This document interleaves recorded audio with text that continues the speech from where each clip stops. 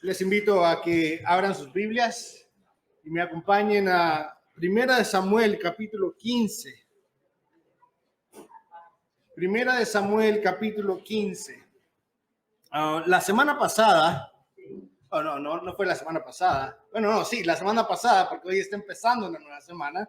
El jueves, durante la reunión de oración, estuvimos viendo un salmo imprecatorio muy pesado, el Salmo 140.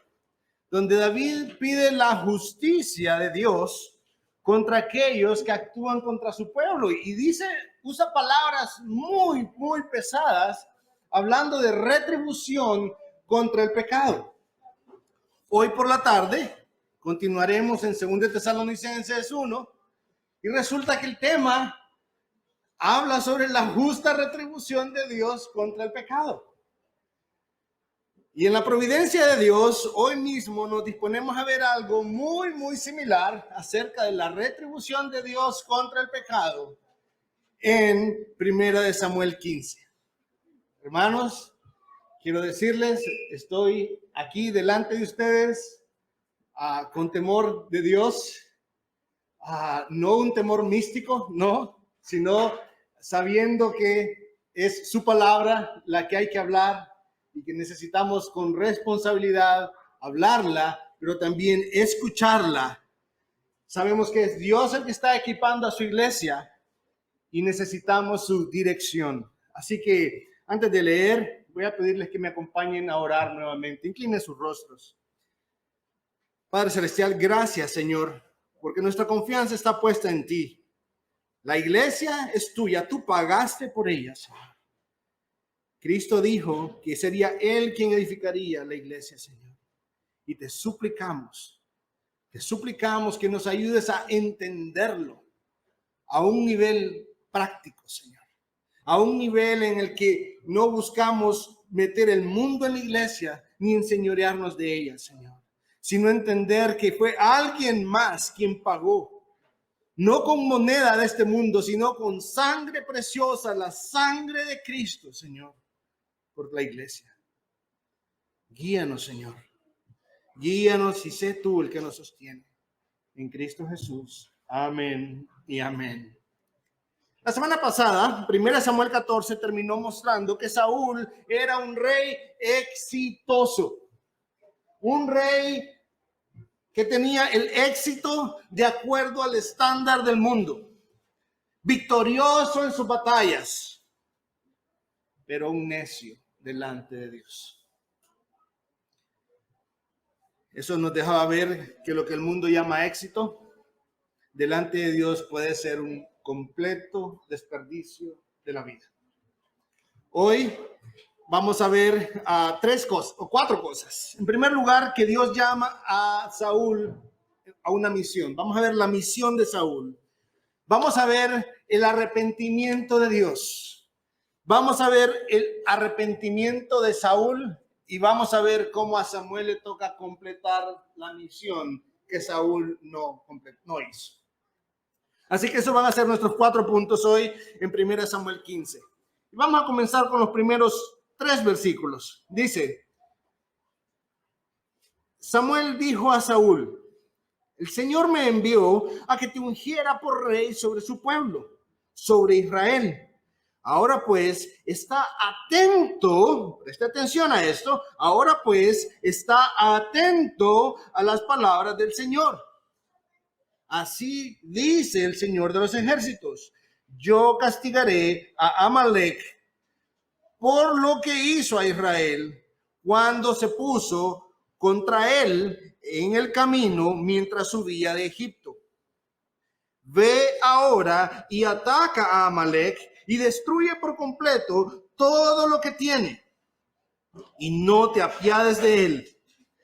Antes bien, da muerte tanto a hombres como a mujeres, a niños como a niños de pecho, a bueyes como a ovejas, a camellos como a asnos. Ok, empezamos con una parte fácil, ¿verdad? No, para nada. Este es el tipo de pasaje que nos deja con muchas inquietudes muchas veces. Este es el tipo de pasaje que lastimosamente, al no prestarle atención, resulta en que muchos se aceleran a emitir juicios, contra la Biblia, en que muchos se aceleran a emitir juicios contra Dios, contra su pueblo, contra la iglesia. Este es el tipo de versículos que necesitamos prestar mucha atención, justo como el pasaje mismo está diciendo. Presta atención para que no caigamos en lo que vamos a ver a continuación. Si vemos el versículo 3, dice, ve ahora y ataca a Amalek y destruye, ¿cómo dice, hermanos? Todo, destruye por completo.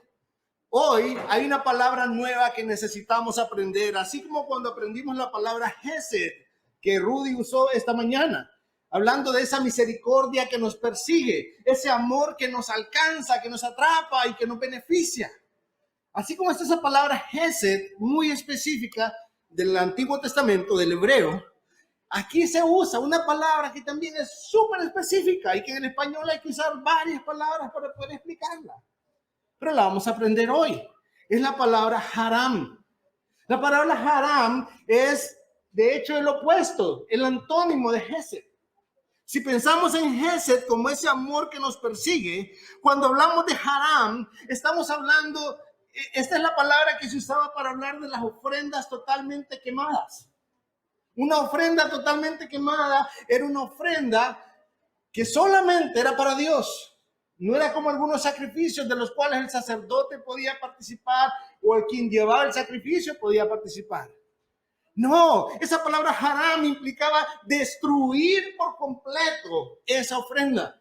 Una destrucción completa. Esa palabra haram es el antónimo de Hesed y es el acto de justicia retributiva de Dios sobre algo o alguien en particular.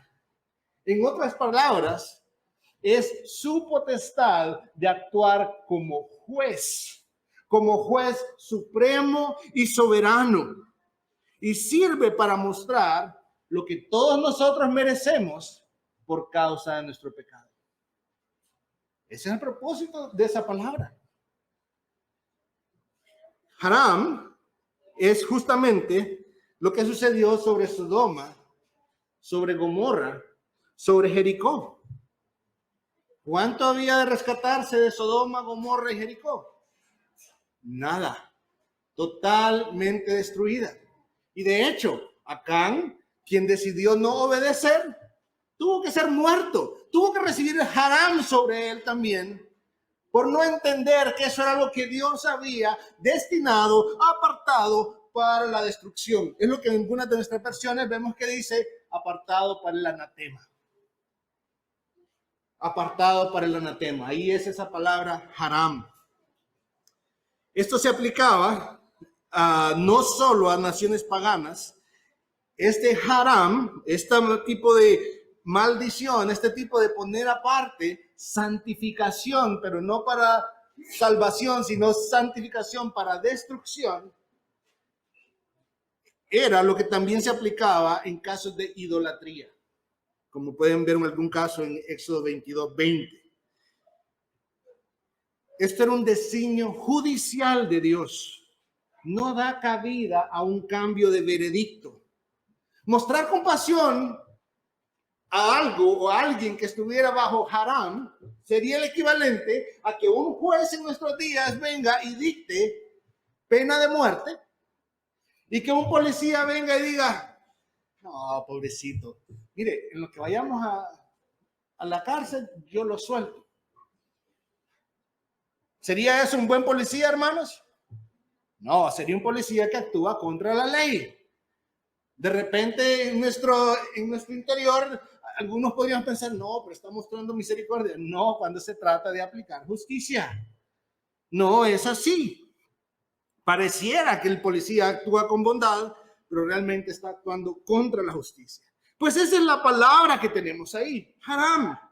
Dios había apartado a Amalek, a toda esta nación, para la destrucción, para el anatema. Era un veredicto, una sentencia de Dios. Y esa era la misión de Samuel, ir donde Saúl y decirle que los amalecitas, por ser un pueblo idólatra, estaban bajo el haram de Dios. Habían sido apartados para la destrucción, dedicados al anatema. Dios había emitido un juicio bajo juramento, no en ese momento. Esto fue desde Éxodo 17. ¿Recuerdan aquella batalla, hermanos, en la que Moisés tenía que tener sus manos arriba y cuando sus manos estaban arriba el pueblo avanzaba en la batalla, pero que cuando sus manos empezaban a decaer eran los amalecitas, que tuvieron que ser otros dos hombres sujetándole las manos para que el pueblo pudiera avanzar? Era contra los amalecitas. Y Dios en Éxodo 17, del 8 al 16, por si alguien toma nota, juró que por la maldad de los amalecitas contra su pueblo, Él iba a vengar la maldad contra su pueblo. Y por eso vemos aquí en el versículo 2, que lo que Dios dice es, yo castigaré. Dios no le está diciendo a Saúl, vaya usted y castigue. No, Dios le está diciendo, el que está castigando soy yo y usted es mi herramienta de castigo. Yo castigaré para que fuera Saúl un instrumento de justicia y de juicio. Todo Amalec y sus posesiones estaban bajo haram. Nada debía salir de ahí. Nada debía salir de ahí. El pueblo había pedido un rey que lo juzgara, ¿verdad? ¿Recuerdan? Primera de Samuel 8. Queremos un rey como las naciones para que nos juzgue, dijeron en Samuel 8:5 y en Samuel 8:20. Pues este era el momento para ver ese rey. Veamos el versículo 4 hasta el 9, hermanos. Entonces Saúl convocó al pueblo y los contó en Telaín, 200,000 hombres de a pie y 10,000 hombres de Judá. Saúl fue a la ciudad de Amalec y se emboscó en el valle. Y dijo Saúl a los ceneos, idos, apartaos, descended de entre los amalecitas para que no os destruya con ellos. Porque vosotros mostrasteis misericordia a todos los hijos de Israel cuando subían de Egipto. Y los ceneos se apartaron de entre los amalecitas. Saúl derrotó a los amalecitas desde Avila en dirección a Shur, que está al oriente de Egipto. Capturó vivo a Agag, rey de los amalecitas, y destruyó por completo a todo el pueblo a filo de espada. Pero Saúl y el pueblo perdonaron a Agag y a lo mejor de las ovejas, de los bueyes, de los animales engordados, de los corderos y de todo lo bueno, y no lo quisieron destruir por completo, pero todo lo despreciable y sin valor lo destruyeron totalmente. Saúl organizó el ejército, gran ejército, se dirigió rumbo a Amalec, llegando hasta el valle donde se decidieron a esperar. Saúl advirtió a los ceneos, ellos no habían hecho nada contra Israel, ellos, no había juicio contra ellos, de hecho ellos habían actuado bien, y fue al combate. Y una vez más, ¿qué pasó? Saúl venció. Exacto, así mero. Saúl venció. Saúl destruyó todo, pero no realmente todo. Saúl y el pueblo, note lo que dice el versículo 8 y 9. Versículo 9 específicamente dice, pero Saúl y el pueblo, ambos, perdonaron a Agag. Ellos decidieron tomar una decisión de perdonar a Agag, el rey de los amalecitas, y no solo eso, también decidieron tomar lo mejor del ganado, y lo mejor no solo del ganado, sino también de todo lo bueno. Si había algún tesoro, tomaron lo mejor. Si había algo de valor, tomaron lo mejor. Y dice específicamente el texto, no lo quisieron destruir. No quisieron destruirlo. ¿Cuánta misericordia, verdad, hermanos? Ese Saúl era misericordioso, ¿verdad? No, eso no es misericordia. Eso es desobediencia, hermanos. Eso se llama desobediencia. Saúl tenía una misión. Él no era el llamado a ser juez. Dios es el rey, Dios es el juez. Y Dios mismo dijo, yo castigaré, ve y hazlo. Saúl solo debía ser un instrumento de juicio. Y nuevamente vemos la misma necedad, la misma conducta. Hermano, pero ya vamos a hablar de los posibles peros, un momentito. Vamos a ver ahora el arrepentimiento de Dios. Versículos 10 al 16. Entonces vino la palabra del Señor a Samuel diciendo, me pesa haber hecho rey a Saúl, porque ha dejado de seguirme y no ha cumplido mis mandamientos. Y Samuel se conmovió y clamó al Señor toda la noche. Y se levantó Samuel muy de mañana para ir al encuentro de Saúl, y se le avisó a Samuel diciendo, Saúl se ha ido a Carmel, y he aquí que ha levantado un monumento para sí. Y dando la vuelta, ha seguido adelante, bajando a Gilgal. Entonces Samuel vino a Saúl, y Saúl le dijo, bendito seas del Señor, he cumplido el mandamiento del Señor. Pero Samuel dijo, ¿qué es este balido de ovejas en mis oídos y el mugido de bueyes que oigo? Y Saúl respondió, los han traído de los amalecitas, porque el pueblo perdonó lo mejor de las ovejas y de los bueyes para sacrificar al Señor tu Dios. Pero lo demás lo destruimos por completo. Dijo entonces Samuel a Saúl, espera, déjame declararte lo que el Señor me dijo anoche. Y él dijo, habla. Hermanos, prestemos la atención a los detalles, por favor. En primer lugar, quiero decirles que esta parte del arrepentimiento de Dios, vamos a verlo mejor hasta el final. Pero en primer lugar, lo que sí podemos ver ahí es que a Dios le dolió. A él le pesó, no sus acciones, no, a él le pesó haber hecho rey a Saúl por las acciones de Saúl, no por sus propias acciones, por las acciones de Saúl. Dios no hizo nada malo, el que hizo lo malo fue Saúl, pero no solo a Dios le dolió, a Samuel también. Al punto que nos dice que Samuel clamó toda la noche. Ahora, preste atención a otro detalle, hermanos. El texto no nos dice cuál era el clamor de Samuel. El texto no nos indica qué era lo que le pesaba tanto a Samuel. Podía haber sido por Saúl. Podía haber sido por el nombre de Dios, que estaba siendo difamado por Saúl. Podía haber sido por la situación. Podía haber sido porque estaba ya cansado de Saúl. ¿Cuántas veces Saúl estaba actuando de la misma forma una y otra vez? Pudo haber sido por todas las razones al mismo tiempo.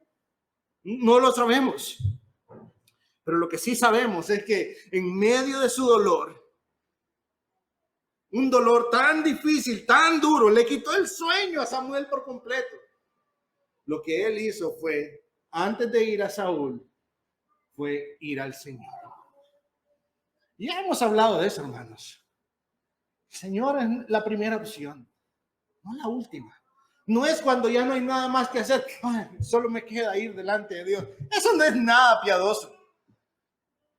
Eso es lo menos piadoso. Cuando el Señor es la última alternativa y no la primera. sale Samuel por la mañana y se da cuenta que Saúl se había movido de donde estaba. Pero también parece que las ovaciones para Saúl ya no eran como al inicio, ¿verdad? Saúl había cometido un montón de desastres ya. A la gente del pueblo lo conocía bastante. Y nos encontramos con que alguien del pueblo le dice a Samuel, allá se fue y el tipo estaba levantando tremendo monumento para él mismo. ¿Se da cuenta? No es el pueblo honrando a su rey. Es el rey diciendo que merezco la honra. Estoy orgulloso de mis victorias. Estoy orgulloso de mi poder. Miren mi poder.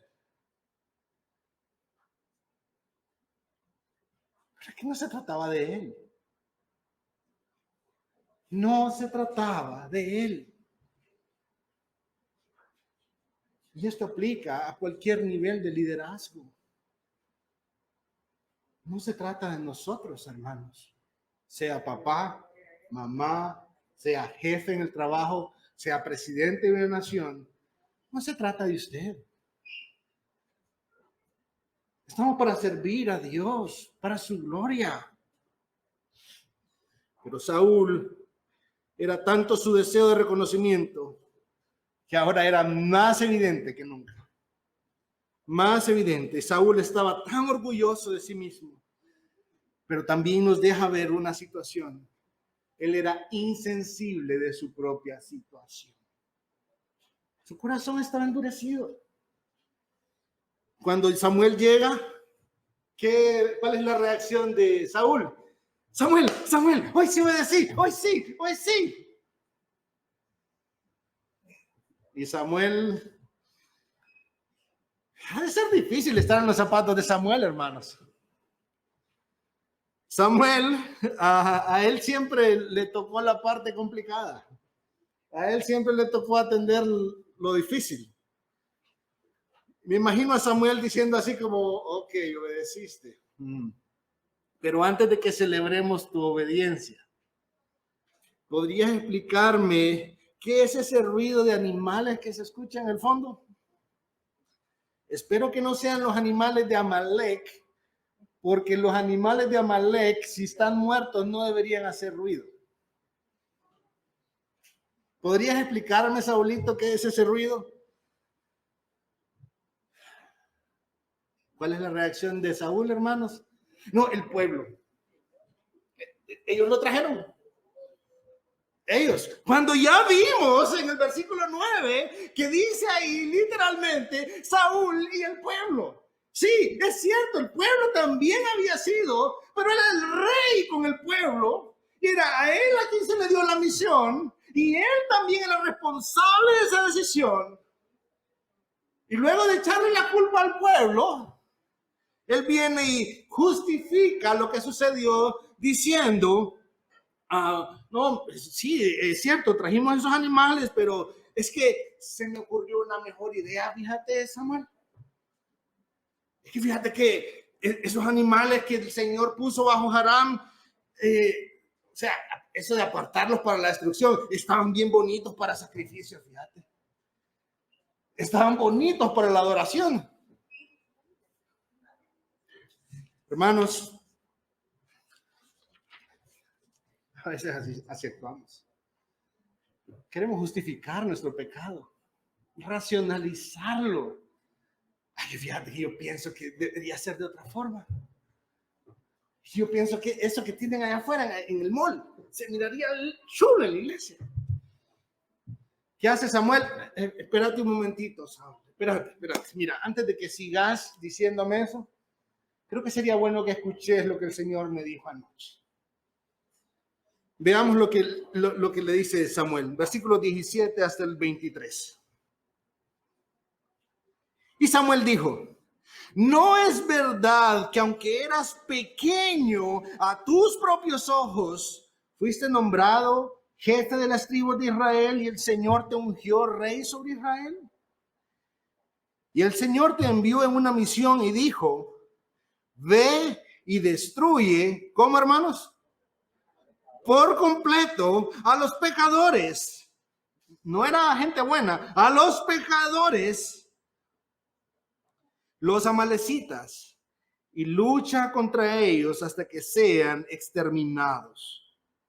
¿Por qué, pues, no obedeciste la voz del Señor, sino que te lanzaste sobre el botín e hiciste lo malo ante los ojos del Señor? Entonces Saúl dijo a Samuel: yo obedecí la voz del Señor y fui a la misión a la cual el Señor me envió. Y he traído a Agag, rey de Amalek, y he destruido por completo a los amalecitas. Mas el pueblo tomó el botín de ovejas y bueyes, lo mejor de las cosas dedicadas al anatema, para ofrecer sacrificio al Señor, tu Dios, en Gilgal. Y Samuel dijo: ¿se complace el Señor tanto en holocaustos y sacrificios como en la obediencia a la voz del Señor? He aquí, el obedecer es mejor que un sacrificio, y el prestar atención que la grosura de los carneros, porque la rebelión es como pecado de adivinación y la desobediencia como iniquidad e idolatría. Por cuanto has desechado la palabra del Señor, Él también te ha desechado para que no seas rey. Saúl era un hombre con serios problemas de autoestima. En su lucha por no sentirse menos, abusaba al procurar sentirse más. Y Samuel le pregunta: ¿por qué desobedeciste? Otra vez, esa pregunta la hemos escuchado varias veces de Samuel hacia Saúl. ¿Por qué hiciste eso? ¿Recuerdan? ¿Qué has hecho? ¿Y qué hace Saúl? Lo niega. No, yo hice lo que el Señor me mandó a hacer y fui. Y destruí a todos. Solo a Agag, no. Él lo niega. Descaradamente. Los animales estaban sonando ahí y él lo niega. Él lo niega, hermanos. Él no vivía en la luz. Él escondía su pecado. Buscaba echar la culpa sobre alguien más. Procuraba de alguna manera justificar sus acciones y sus decisiones en contra de Dios.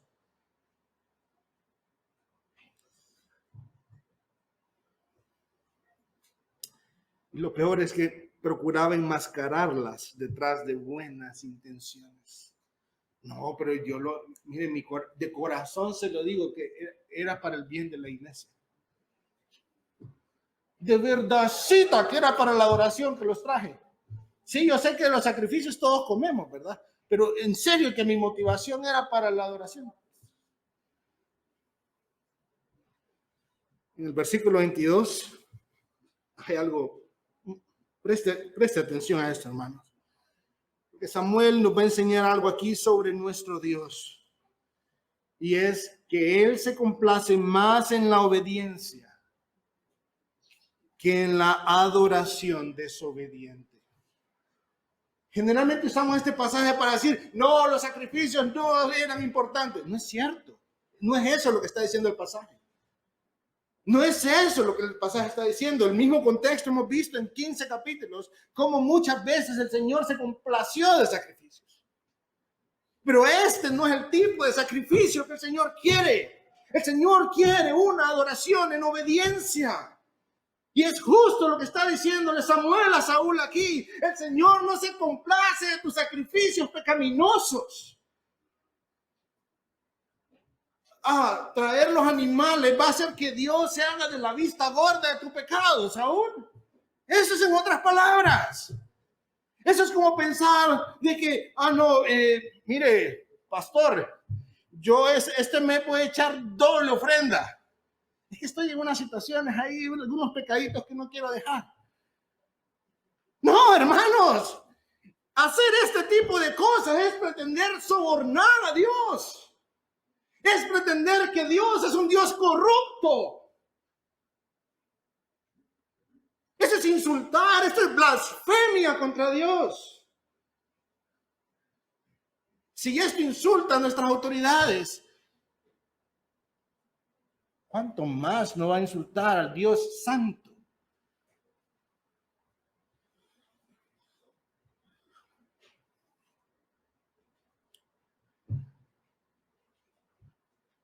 y lo compara con adivinación y con idolatría.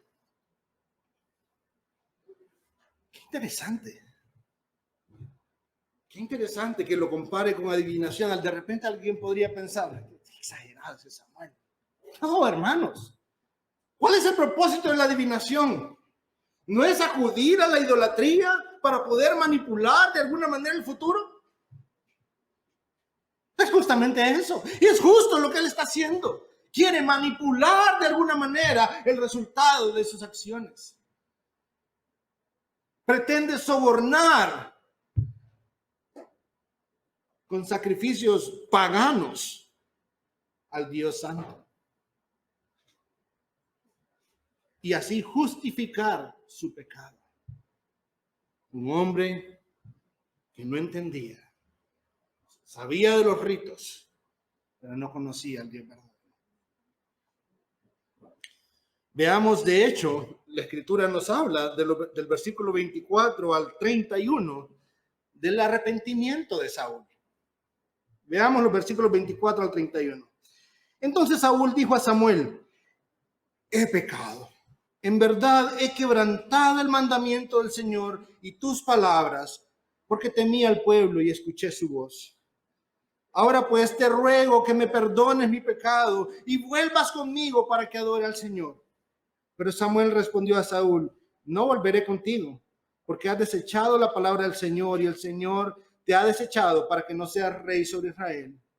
Cuando Samuel se volvía para irse, Saúl asió el borde de su manto y este se rasgó. Entonces Samuel dijo: hoy el Señor ha arrancado de ti el reino de Israel y lo ha dado a un prójimo tuyo que es mejor que tú. También la gloria de Israel, refiriéndose a Dios, no mentirá ni cambiará su propósito, porque él no es hombre para que cambie de propósito. Y Saúl dijo: he pecado, pero te ruego que, ¿cuál era la súplica, hermanos? Que me honres. Voy a repetirlo: he pecado, pero te ruego que me honres ahora delante de Israel y que regreses conmigo para que yo adore al Señor, tu Dios. Volvió Samuel tras Saúl y Saúl adoró al Señor. ¿Es eso arrepentimiento, hermanos? Sí, Samuel, es cierto, yo pequé, pero mira, sigamos adelante, hagamos borrón y cuenta nueva, como que nada pasó.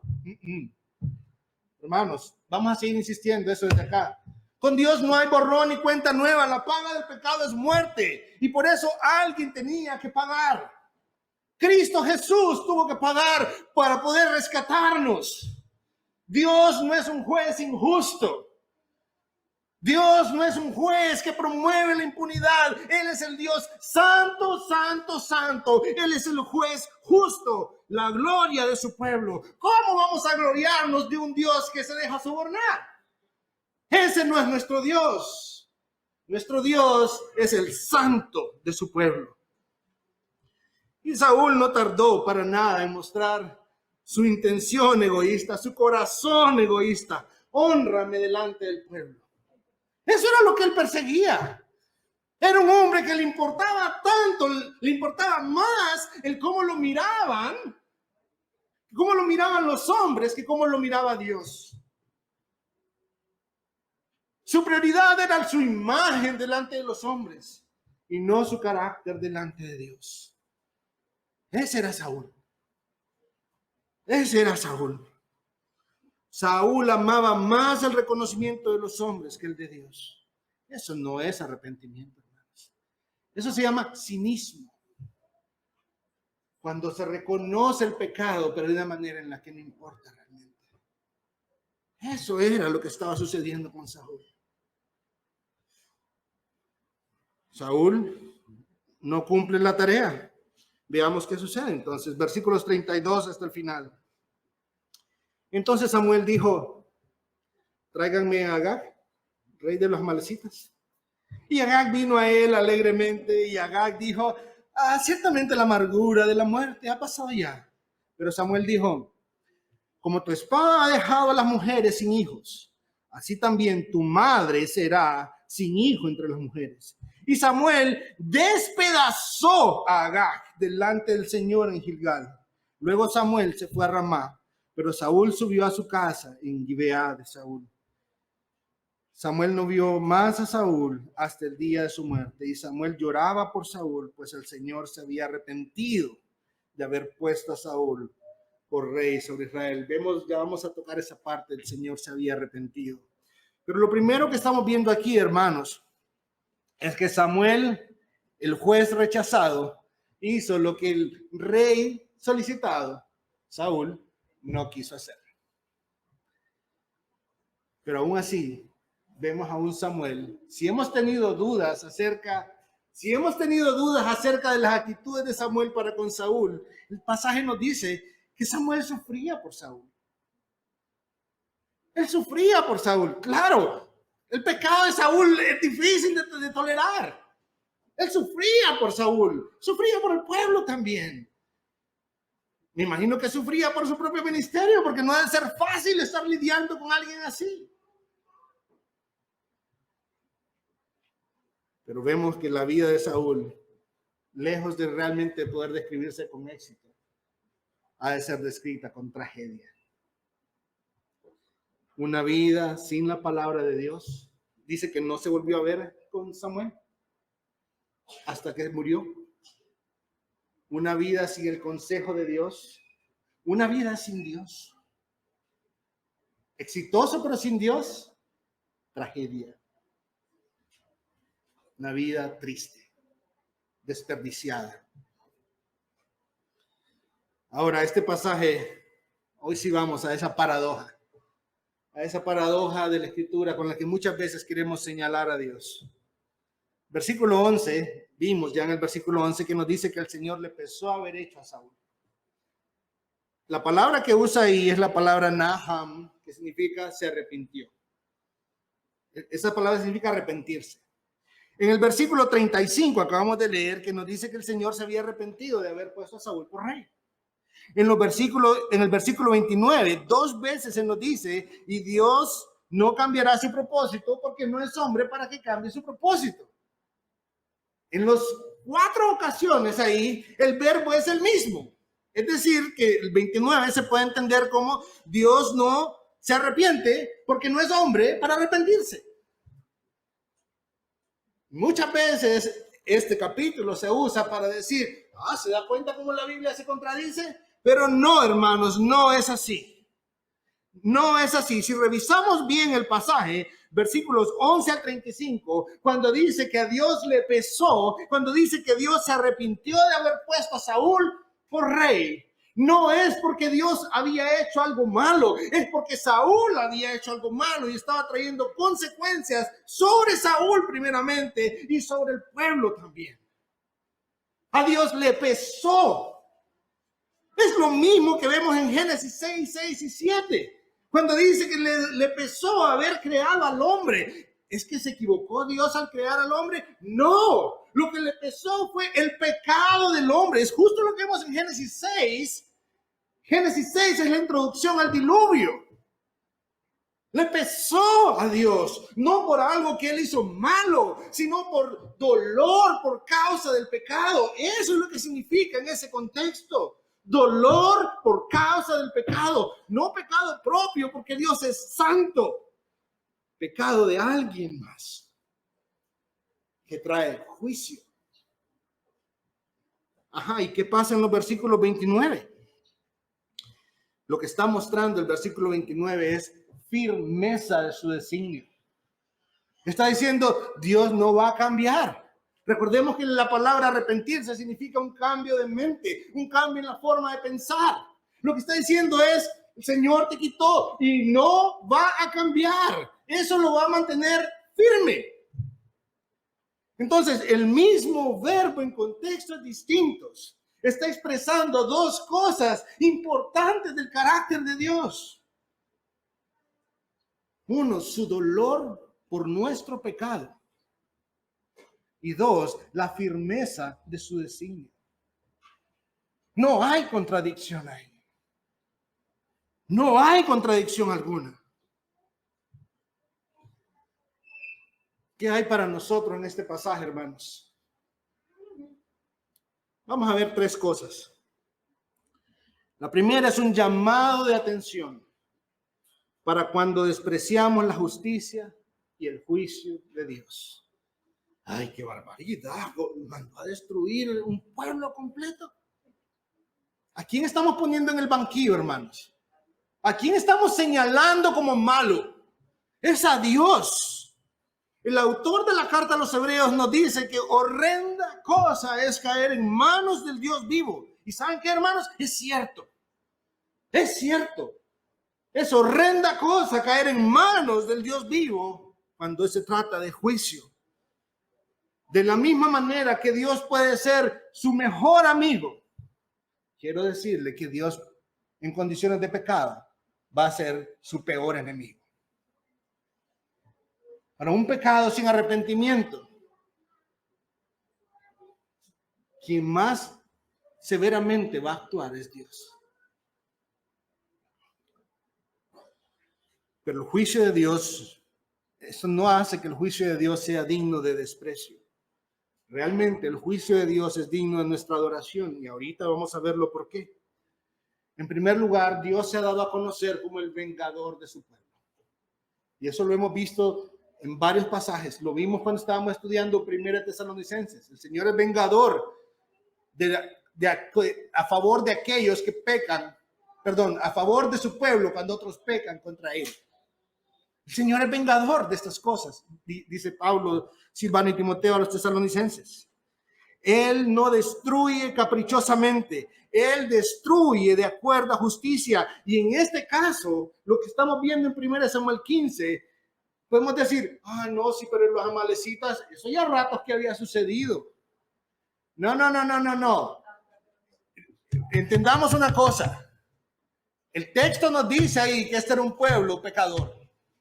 No habían cambiado en relación a sus padres. Era el mismo problema, el mismo corazón perverso.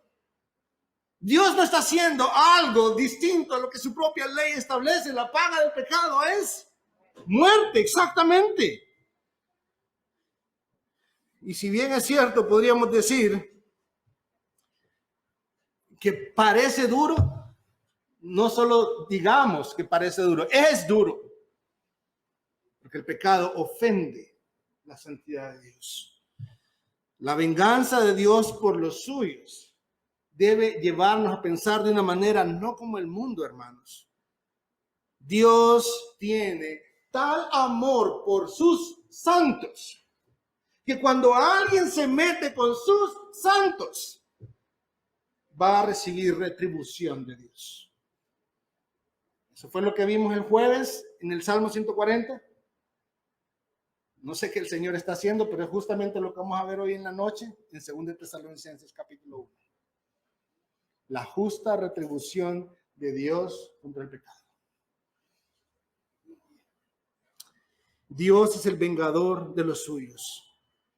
¿Cuál es su esperanza, hermanos? Si estas son cosas que le molestan de Dios, pónganse a pensar. Y entonces, ¿cuál es mi esperanza? ¿Que Dios deje el pecado por la eternidad? ¿Que Dios sea un juez que dice, no se preocupe, vamos a hacer como que nada pasó? ¿Esa es nuestra esperanza?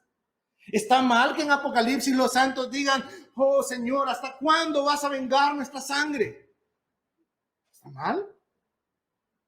¿Está mal cuando un juez dicta sentencia sobre un delincuente?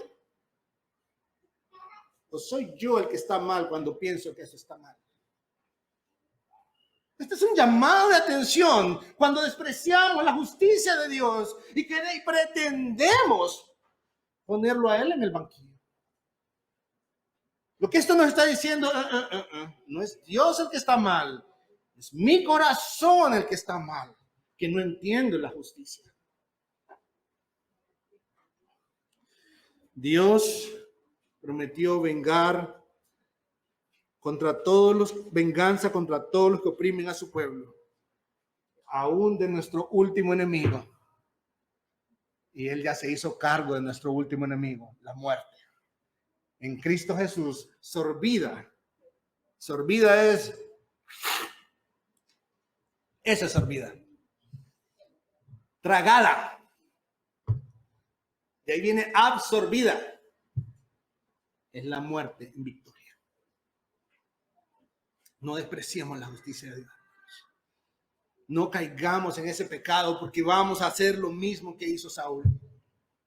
Empezar a llamar malo a lo que es bueno y bueno a lo malo. En lo cual caemos muchas veces.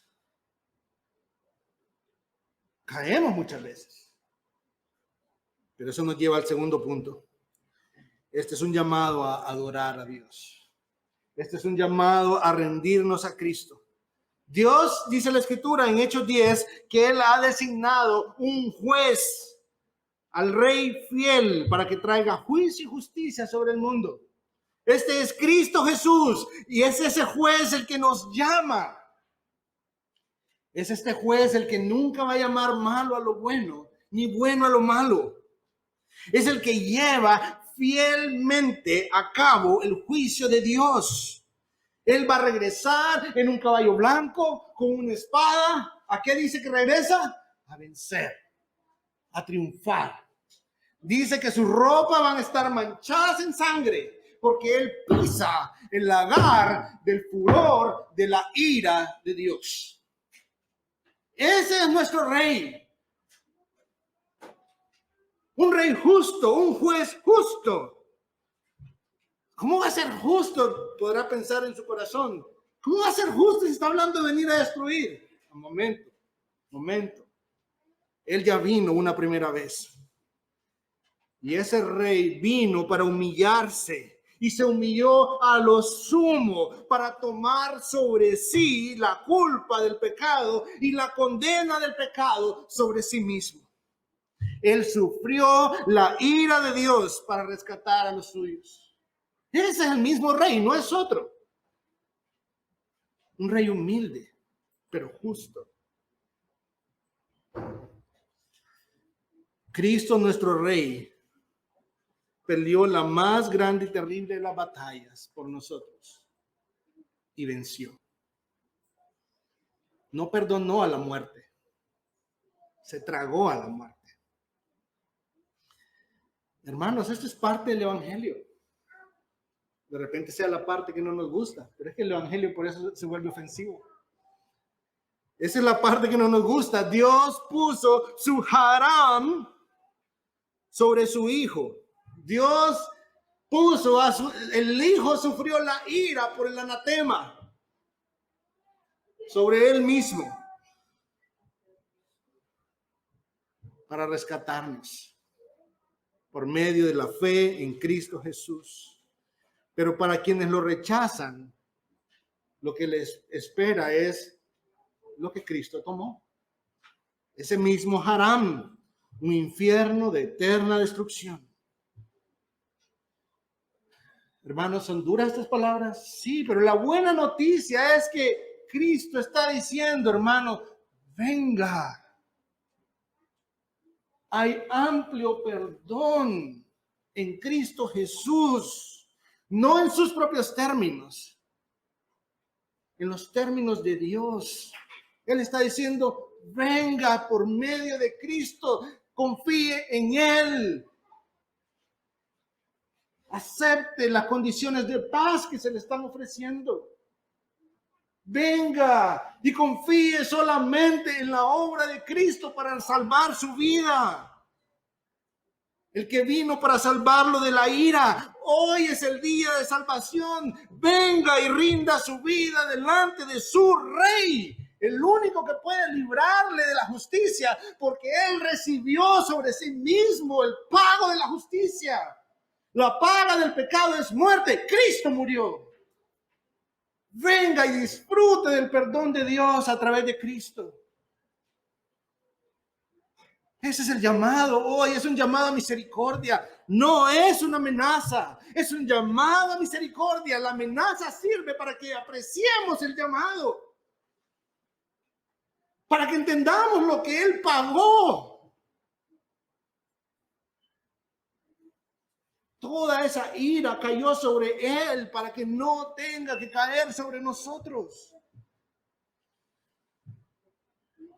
venga a Cristo. Si usted no le conoce, si usted le ha rechazado vez tras vez tras vez, venga a Cristo.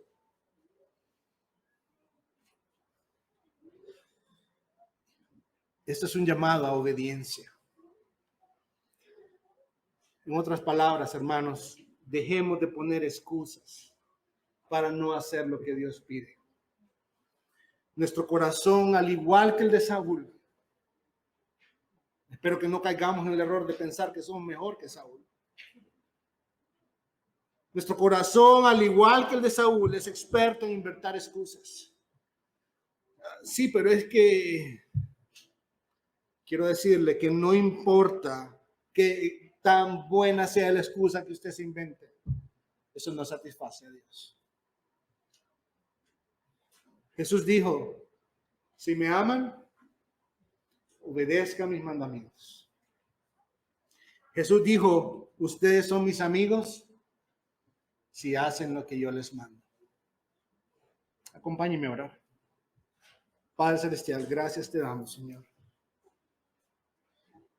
Porque vivimos no bajo el estándar de un juez caprichoso, sino de un juez que actúa de manera firme de acuerdo a la ley. Estableciste, Señor, que la paga del pecado es muerte, y eso se mantiene así, Señor. Ayúdanos a entender de dónde nos has rescatado a través de Cristo Jesús, para que cada día resulte en un corazón agradecido, Señor, al recordar de dónde nos sacaste y cuánto tuvo que pagarse para rescatarme de mi condición, Señor. Al mismo tiempo, Señor, ayúdanos a entender. Danos ojos para ver, oídos para oír, un corazón para entender. Transforma nuestro corazón, Señor. Y concédenos humillarnos hoy delante de Cristo. Concédenos humillarnos hoy bajo su poderosa mano y poder disfrutar de su perdón. Y poder disfrutar con un corazón contrito y humillado, Señor, pero al mismo tiempo gozoso y agradecido, Señor, de saber que hemos sido rescatados de Haram, no de una manera injusta, sino porque alguien más tomó nuestro lugar, Señor, Cristo Jesús. Qué buenas noticias son esas, Señor. Saber que yo soy, siendo merecedor de destrucción, tú mismo proveíste de alguien, Señor, para que tomara mi lugar y pudiera ser rescatado. Pido, Señor, que en nuestro corazón dejemos de luchar contra eso y podamos venir delante de ti, delante del trono de la gracia por medio de Cristo Jesús y encontrar la ayuda para el oportuno socorro. Gracias, Señor, por tu gran amor y misericordia. Y gracias, Señor, por tu firme justicia. En Cristo Jesús. Amén y amén.